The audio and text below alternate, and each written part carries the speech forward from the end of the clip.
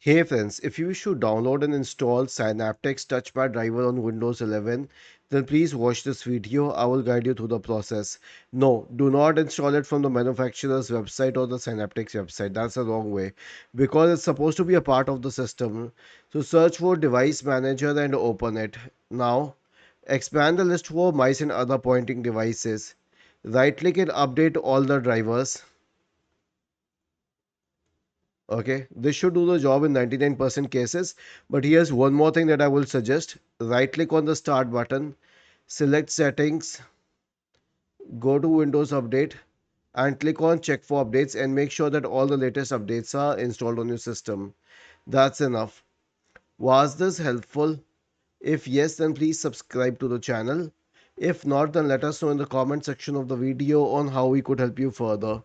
Thank you for watching this video and have a nice day.